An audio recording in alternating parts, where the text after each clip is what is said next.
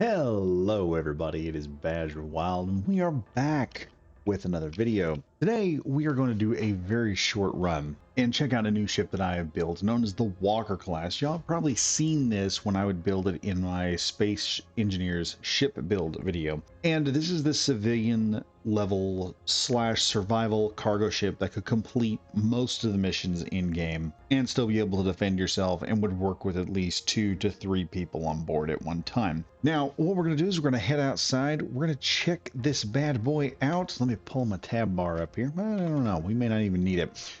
Let's go on out here. And we are on Earth Base Easy, and I have it just outside the door. And I wanted y'all to see what this thing would look like if you were coming off of a station to run up to it. And here you go. This is the Walker class, ladies and gentlemen. Y'all have seen me make this. It is awesome. It's got some improvements done to it. I forgot side thrusters, so I just incorporated them so they looked like they were part of it. We also needed an ore detector, which was very necessary for a ship. If you're going to be flying out there, you want to find some ores and whatnot, put them into your ship. You can do that. Also, we needed an antenna so you could see where this ship was and see what was happening with it. But let's head back over here to platform. Drop down and we have a very simple hookup, which produces a very nice little, just a nice little walk across here so you can get in. Open up the doors, and we have a scripting system in place, which will enable the doors. We also have one more programmable block, so you can add any type of other script that you want to add to this system. Looking through this, we also have a gun rack here with some equipment, so you can, one guy can just hop in here, grab some stuff, and hop back out. He doesn't have to worry about the air vent always going down. Inside, we've got our first area. We've got our our primary airlock zone, which the airlocks on both sides, about basically the same. We have a toilet, absolutely necessary. We also have another arms locker. You're gonna see I have a lot of these on board just so I can store tools and all sorts of stuff. These are all over the place. So I guess what we'll do is we'll go to the back and work our way to the front. And we go down this one little hallway here. We come into the first part of the maintenance area. We have an oxygen tank on one side and an H2O2 generator on the other, as well as our 3 main cargo containers, which I do believe are hooked up to the ship entirely. So you can access each cargo container individually, or you can just simply move everything out via the connector systems. Heading on down here, we have primary engineering, which we have our warfare batteries, a couple of gyros to make sure this thing works properly, and we've got some buttons that can be programmed for whatever you guys want to do. You can put in a script system or something. Heading forward, we've got primary control in here. We've got 2 turret controllers for our 2 twin quad barrel cannon turrets, which are autocannons, which are going to be helping us out a lot. We have our gravity generator for the ship, need that gravity for that, and we have 2 programmable blocks. The one on the left over here will be the free block you guys can program if you want to put something in besides just the door script. Heading on back and past this, you can go into our warfare batteries here and access to the nuclear reactors, which is going to require hand inserting the nuclear material. Or, well, actually, no, it probably won't really, because we can probably access the, actually, can we? Can I access anything else from here? Let's find out. Those are armories. That's the assembler. Nope. You are going to have to come in. That was how I kind of ran the thing, because I wanted a little character to the ship. So it's something that the players would have to go in. If you were using this, you'd have to go down in here and, you know, we'd have to take stuff to the reactor and you'd have to come to this room. Otherwise, sometimes these areas are just not looked at very much unless they're damaged. So somebody have to come down here all the time and look at it. But heading back up, and oh yes, this thing does have hyperdrive, so you got a single jump drive that'll take you the maximum distance of the jump. I believe it'll run a 2,000 kilometer distance. But going on past our airlock area here, we go into the first part of the living and storage area. Now over here we have our survival kit, and this is something I like to do in some of my ships where wherever you spawn in at, there's usually a quick access to guns and weapons, so that if you do take this into survival on like a server, and this is a fairly low PCU ship, but if you do have somebody who's kicked a door in and they're trying to come and get you, and you hear them grinding and they happen to like kill you while you're out mining, you will respawn right here. It's just a quick turnaround, snatch a gun off a wall, snatch a welder and a grinder, a grinder, or maybe some oxygen tanks or something you want to put in here, and then immediately run outside and engage whoever the F is wants a bullet to the face, or a rocket, depending on how you want to do it. Going from there, we have the first parts of our basic living area. We got our kitchen on one side for someone to prepare something. We got a nice little locker for personal items and the what. This is not a single thing. You can take this out if you want, put a desk here, put another bed here, and just increase the size of the crew by one bed. Fairly modular. Just take one part out here and then move it over.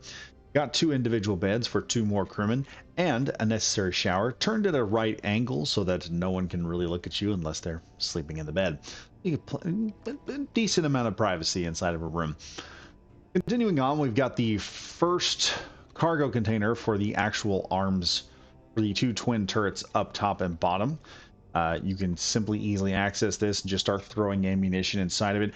I really, when I built this ship, I didn't want a ship that was all in one. You know, I wanted a ship that if you were playing with a crew of guys, you would have to move around and grab stuff and put ammunition where it needs to go.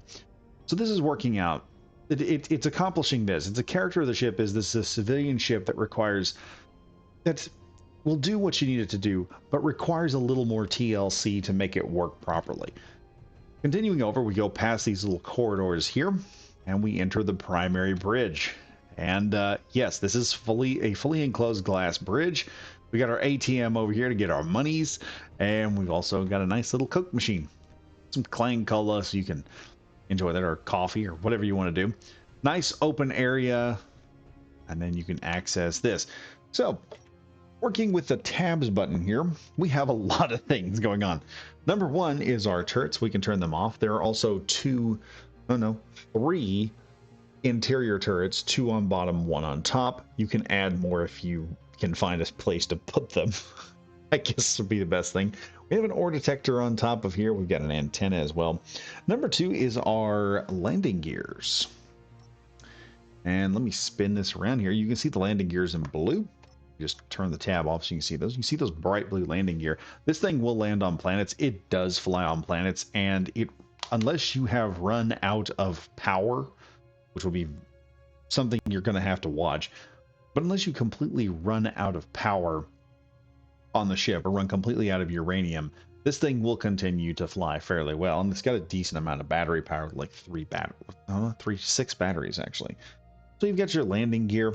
Also, one other thing, see if I can get close enough to see this. Underneath the ship, there are a series of air vents that, see if I can access them here. When turned on, well, that'll pull the air out. I think if I turn it this way, it probably should pull in. I'm not sure. I think you can do this where it will just suck in air. Is something that'll happen. I think it's depressurize or repressurize, one of the two. I'll have to look at that. This will be on the workshop, by the way, for anyone wanting to look at it. We have our 2 connectors out here, and you can see our 2 ball turrets that are sitting on top, and those are also part of the turrets that can be controlled. Back to the tab button here, we have the next 2 ones are the lock and unlock for the connectors. Don't have to worry about it because each one will tell you. We have 5 for turning on our nuclear reactors. Number 6 is our recharge and charge lock. Also turn on our nuclear reactors while we're at it. Also, we're going to push number 7 here, turns on all atmospheric thrusters. Number 8 turns on all ion thrusters. And number 9 activates your jump drive. And this thing has a heck of a jump. Let's go in here real quick and just look at the jump drive real fast. Where's our jump drive? Right here. You can see here, this has a maximum 2,000 kilometer distance, which is a fairly good for a blind jump. So this thing can hop around a solar system fairly easily. It has enough energy to keep itself going, and if you wanted to go a little bit further, let me hit the escape here. The top part of the ship here, you could take these beam blocks out here on top.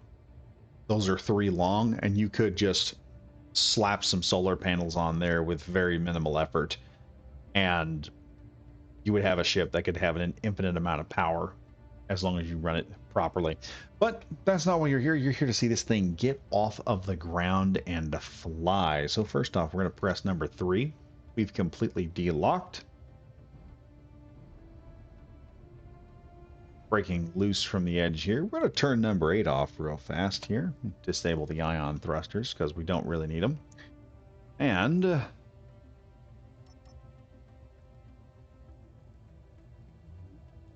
ourselves a bit of a push. And lift off. And you can see here we are rising rather quickly. This thing will easily break atmosphere.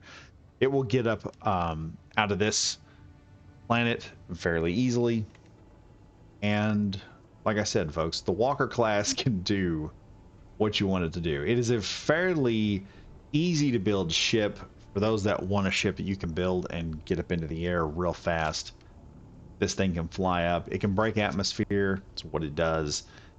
And like I said, I wanted a very simple ship that just required a little more TLC, a little more hands-on to make the ship work.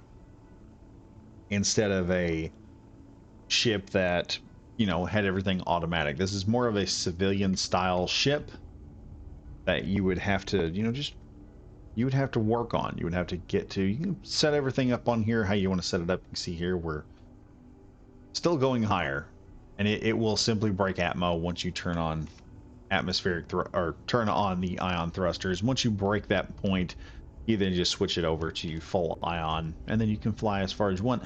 You got multiple turrets, defenses, everything you basically need for a small crew of people. If you want, you could set this as a survival ship. Not something you couldn't do. It will be in the workshop under Walker class on my own workshop, and I will even add a link to it in the description for everyone, so it'll be easier to get. So be sure to hit down there, hit that link in the description. Also, be sure to hit the like and leave a comment about the Walker class, what you think of it, especially the shape. The shape of this thing is just really odd. From any angle you look at, it is a very odd, but I'm actually pleasantly pleased with it. I'm not gonna lie. But tell me what you think about it, and tell me what you think about the shape and the name of it. Tell me what features you like about it. Also, I am going to be doing another ship at some point, which is going to be a